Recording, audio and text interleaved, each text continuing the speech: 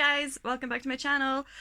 Today I want to talk to you all about this incredible book that I've just finished, which is called The Imaginary Corpse by Tyler Hayes.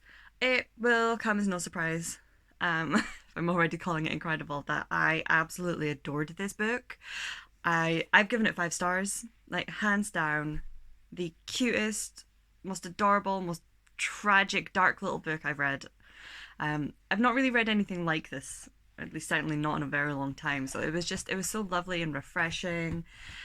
And of course, the cat starts playing as soon as I start speaking. Yes, I'm talking to you. Yes. So ignore any rumblings you hear in the background from her. So basically, what is this book about? This book is set in what they call the underbelly of the imagination, the still real. It is about a host of characters and ideas who, although no longer needed in the real world, have become so real that they still exist. So we're talking about ex-imaginary friends, we're talking about sort of like video game ideas that someone was really, really passionate about but just never quite came to fruition. We follow the main character, which is Tippy, who is this little guy here. He is a bright yellow, he's described as a sunflower yellow Triceratops plushie who happens to be a detective. Can we just take a moment to pause and just be like, how adorable is that? So yeah, the whole part of the book is that Tippy is trying to investigate what has been happening to other friends within the still real who have been dying. Someone has been going around killing them, and really killing them. Killing them for good, essentially killing the entire idea altogether, which is very strange and unusual, and this has never really happened in the still real. So we have to try and figure out what's happening. All of our characters, you come across such a host and such a range of characters. His character work is definitely one of his best selling points.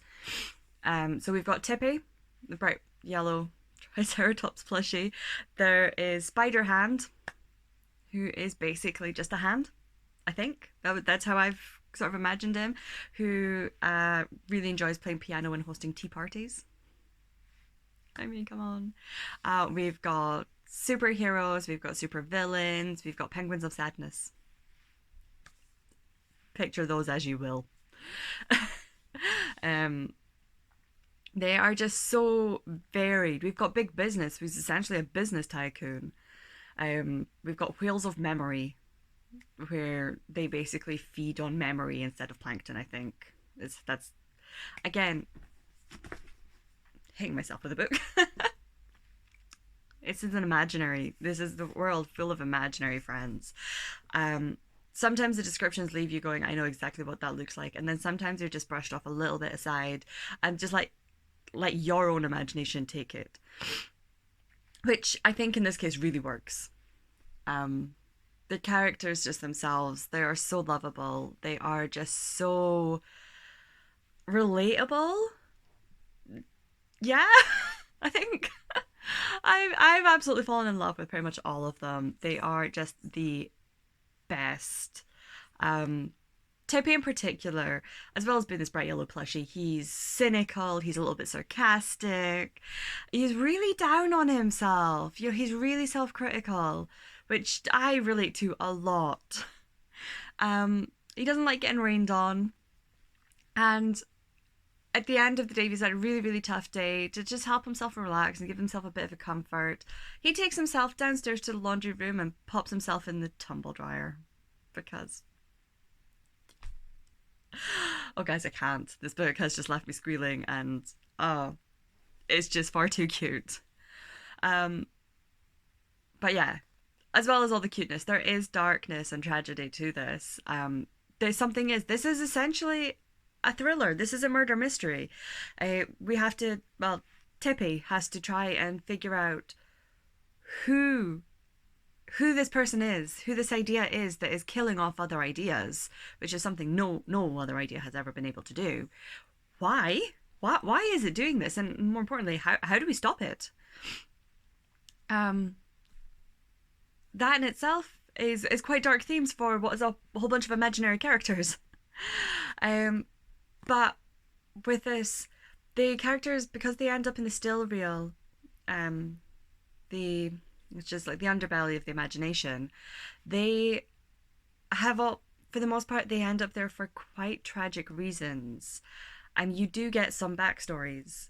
You find out Tippy's backstory actually a lot quicker than I was expecting to, a lot earlier than the book, and suddenly, oh my gosh, it's yeah, they've been set aside either due to like the loss of a parent or some tragic accident. Perhaps someone's been kidnapped. Some of them have been here for a very in the still real for a very long time. There's one character who ended up in the still real because they're basically their person had imagined them to fight the nasty party stormtroopers, um, the Nazi party. It's not, they don't end up in the still real for fluffy reasons, and the author's not afraid to have some really horrible dark things happen to the humans. They're what they call their people, their persons. um you can understand that why. I think basically, especially the imaginary friends, they basically end up in the still real when their person has had to grow up way too quickly overnight. Something's happened that's like you can't, they have to be set aside. And yeah, so you've got this amazing, incredible, almost like contradiction of really light, fluffy characters at times and really light, fluffy settings, and then these dark undertones of, but how? Why are you here? Oh my god, why are you here? That is just, yeah. I shed some tears a few times, and I laughed a few times. It's gonna sound really cliche, but I laughed, I cried. You're gonna feel every emotion in this book. I briefly mentioned settings. It's set in an imaginary world with various imaginary settings, and as you can imagine, despite how relatively dark this cover is, a lot of this is set in Playtime Town, which is basically sorry, excuse me, I think my voice is going a little bit there. Playtime Town is basically a 2-year-old's playset.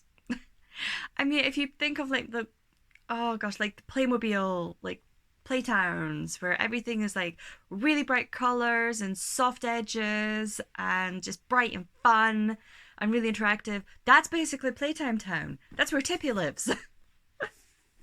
So you've got this beautifully bright, colorful, soft setting. We then you head over to oh gosh, what's it called? I can't remember the name of the city, but they basically head over to where Miss Mighty lives, one of the superheroes, and it is a typical superhero city. It is dark. I mean, I was getting like pictures like Gotham City. It's sort of like what I was picturing it. You can tell it was imagined by a person. This idea belonged to a person who was maybe a lot older, because they do the author does tackle the idea that you know ideas don't just an imagination doesn't just belong to younger kids, but it also doesn't just belong to older people. So we've got characters like Big Business, who is obviously, I assume, is the idea of someone much older. Oh, there's also a character called Werber, and that's the only way I can say it. I'm sorry, I know it comes out sounding weird, but he's just Werber, because Werber belonged to a person who was very, very young. Yeah. Oh, what else? What else can I say about this? The plot. Um, I thought the plot was really interesting. It's not the most complex. By the time we were about halfway through, I was starting to think like, okay, I think I can kind of, and I kind of figured out like where this bad guys come from, sort of like what their tragic reasons are. It's not necessarily like the biggest twist. It's not, but it didn't really matter. It was just he executed it really well, I thought. Um, the writing style, it is in first person. I know that might put some people off, but for me, it just really worked with Tippy. Um, I do have a friend at work who has just downloaded the audio for this, and I think that's possibly going to be one of his next reads because because I've spoken about it so much. So I did listen to to a sample of it, and the audio fits the character voice really well. It is very much like it's very much this like sort of like dark, almost noir feel fantasy that is fabulous. It's just fabulous. Anyway, I can tell I'm starting to lose coherency now at this point. um, so I'm going to leave it there and just, oh gosh, people read this book.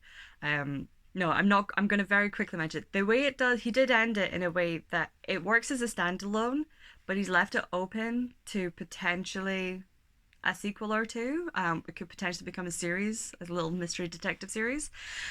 I don't know how I feel about that. I really like this as a standalone, but there's one character who we've not quite wrapped him up yet. Something happened and he's not quite back safe yet. And I kind of really need to know that this character is okay, so I do really need a sequel. This book was published back in 2019. I don't know if there's anything, I can't find anything online about any planned sequels. This was a debut novel. The author has written other short stories within anthologies. I've not read any of them yet, but I know this is his first debut novel. His debut novel, his first novel. Didn't know you get multiple debut novels, but there you go. I got this book in my Box of Stories subscription, which suggests that maybe it hasn't sold that well. I know when I've spoken to this about friends outside of the internet, with friends outside of the internet, none of us had heard of this before, which, oh, that's not a good sign, is it? So I really need lots and lots of people to start reading this book so that I can get a sequel, so I can figure out what's happened to this one last character. But yeah, I genuinely think everyone should read this. I think it is just written so wonderfully. It's so touching. The characters are absolutely incredible. The setting is fantastic, and it's just at the heart of this story, which I probably should have mentioned already. At the heart of this, it is a story about just doing your best and being who you need to be, and just being you. So yeah, I'm not lying now. I'm going to wrap it up here. Let me know your thoughts on whatever. Let me know your thoughts on whatever. Let me know your thoughts on if you want to read this or not. Have I managed to convince you? And I will hopefully see you in the next video. Bye.